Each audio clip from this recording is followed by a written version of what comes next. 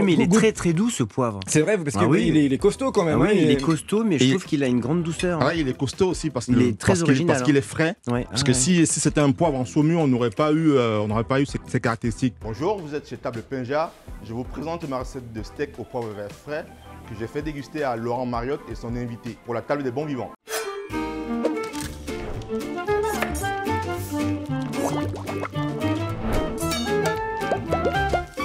On va éplucher la viande, donc on a un faux filet. Donc on va travailler avec un désosseur.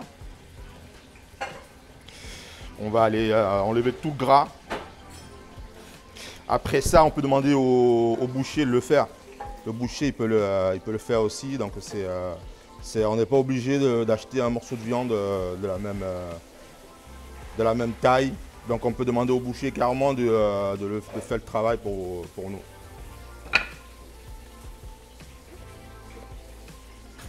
On peut utiliser les parures pour faire un jus aussi. Donc on jette rien, donc on peut faire un jus de viande avec aussi. On peut réutiliser toutes les parures. Le gras, on peut aussi s'en servir pour brûler des légumes. Donc on réutilise vraiment tout. Là, on est sur des pavés de 180-200 grammes.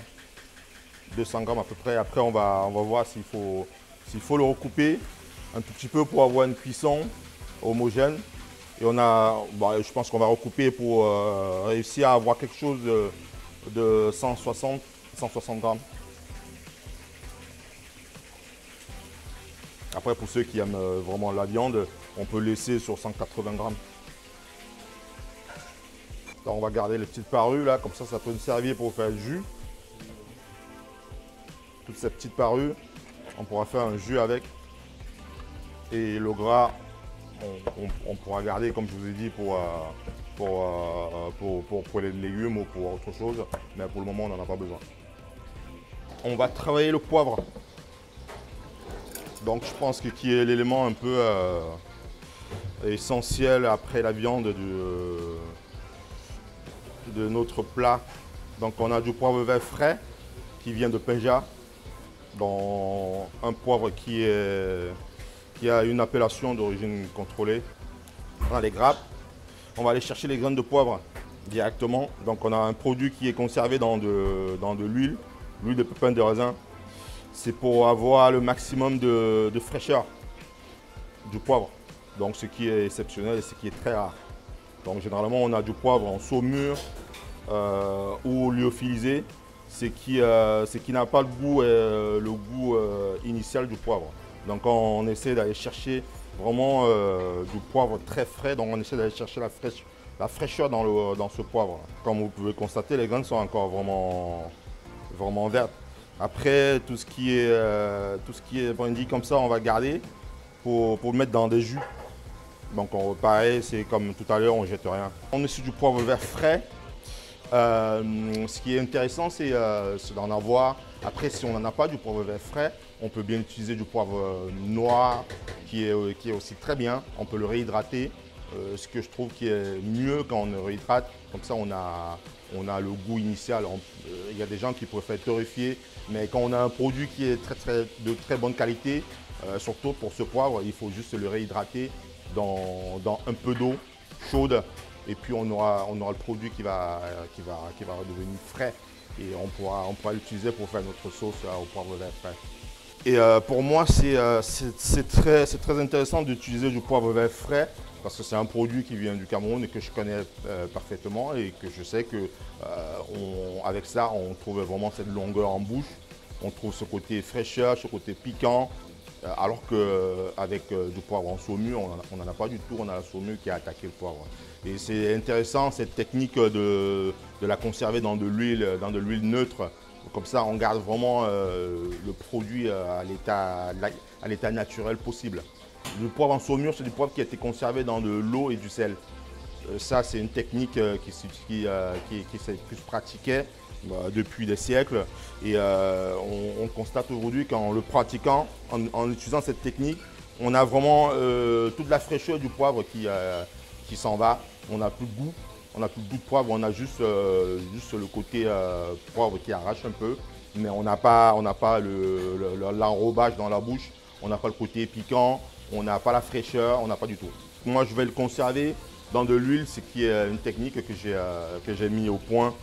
Ça me permet d'avoir le produit comme s'il était cueilli, comme si le poivre il était cueilli vraiment sur les grappes, sur les lianes. Donc c'est le côté vraiment très naturel du produit. Alors, on va faire notre sauce au poivre vert frais. Je vais utiliser de l'huile neutre pour ma sauce. L'idée pour moi, à chaque fois, c'est de garder au maximum le goût du produit. Du coup, ça fait que je pars sur une huile vraiment neutre. Donc, c'est une huile de pépins de raisin. Là, je vais ajouter des échalotes. Des échalotes qui sont ciselées.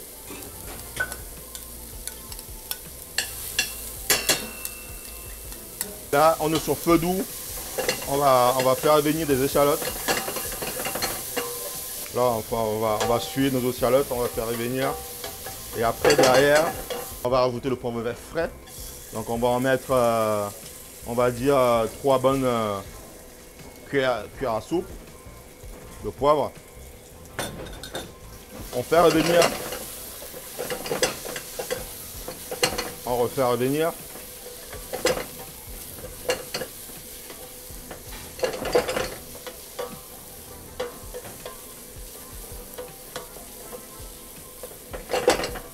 On va en rajouter encore. Je vais être un peu généreux. Donc on va laisser fondre les échalotes. Et après, le poivre, on laisse légèrement cuire pendant 3 minutes. Et après, derrière, on va déglacer. On va déglacer au cognac. On en met quand même une quantité de cognac. Et on va flamber. On a eu le flambage naturel qui s'est fait. On n'a pas eu besoin de flamber avec le chalumeau, donc on a eu le flambage. Là, on va flamber, on va laisser brûler l'alcool.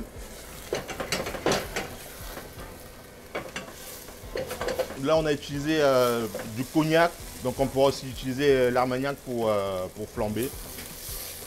On va laisser cuire, on va dire 3 minutes.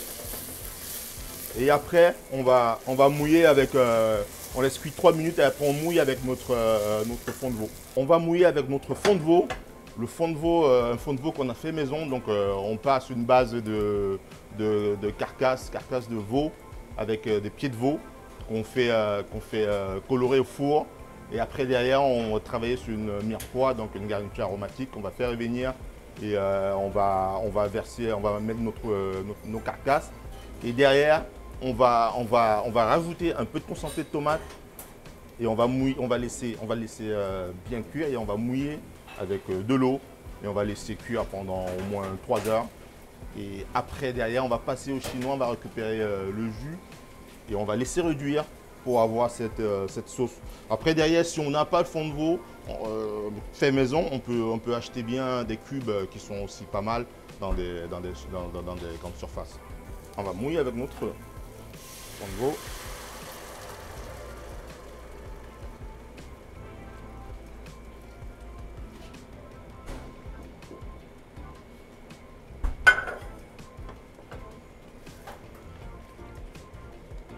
Et là, on va laisser notre sauce mijoter.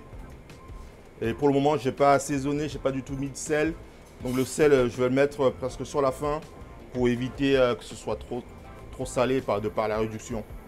Donc l'assaisonnement, le sel, il va être fait sur la fin. Donc on va porter à ébullition. Donc on va chercher à réduire pour concentrer les goûts. Et après, derrière, on va crémer. Et ça va nous faire notre sauce au poivre vert frais. Et donc on a laissé réduire notre sauce. Donc on va la crémer pour avoir quelque chose vraiment de très crémeuse. On part sur une quantité pour essayer d'avoir quelque chose de légèrement, on va dire clair. C'est selon la convenance. Si on veut mettre plus de crème ou pas. Mais là, je suis partisan pour ne pas trop crémer. Donc, on va le faire progressivement.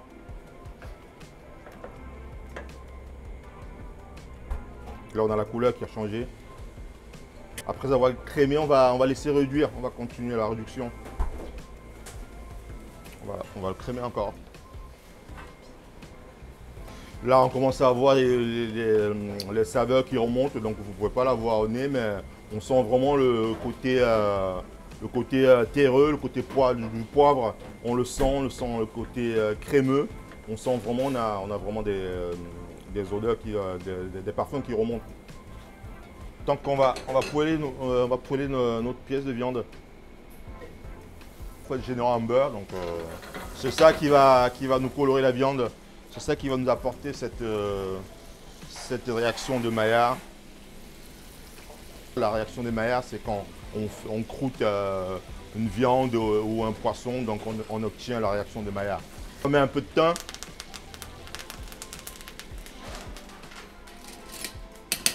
Et après, on va arroser notre viande. Là, pendant qu'on va poêler notre viande, il y a la sauce qui réduit gentiment. Donc de temps en temps, on va vérifier pour voir si tout va bien. Ouais, tout se passe bien. Je pense qu'on va encore crémer sur la fin. Donc on laisse réduire. Donc on va arroser gentiment notre viande.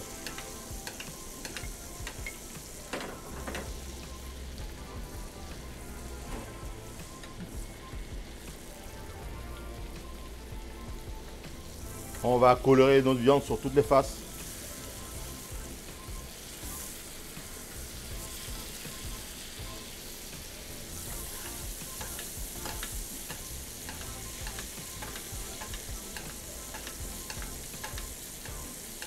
On a bien coloré notre viande.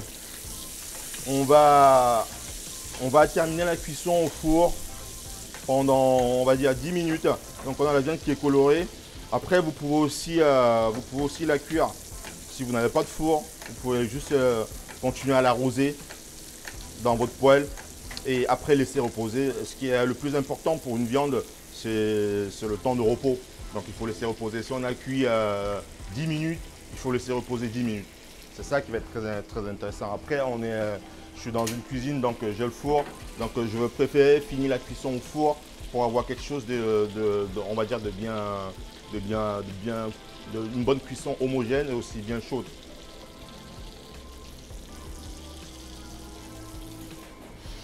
On a notre sauce au poivre vert frais qui est réduite. Donc j'ai la consistance que je veux exactement. On a une couleur quand même qui reste brune, donc j'aime pas quand c'est très clair. Donc je voulais vraiment cette couleur, je l'ai. Et on a des graines de poivre. La particularité, c'est que les graines sont vraiment vertes encore. Donc ce qui prouve vraiment la fraîcheur du poivre et la fraîcheur aussi de la sauce. Donc on a la sauce qui est bien épaisse. Donc ça va bien appuyer sur la viande et on va passer au dressage. Donc on a nos légumes printaniers. Donc on a des petits pois et des carottes fan qui sont juste cuites dans de l'eau bouillante salée. Et derrière on fait revenir avec un peu de beurre. Et pour finir, on met de la cébette. Donc tout simplement. Donc on va passer au dressage.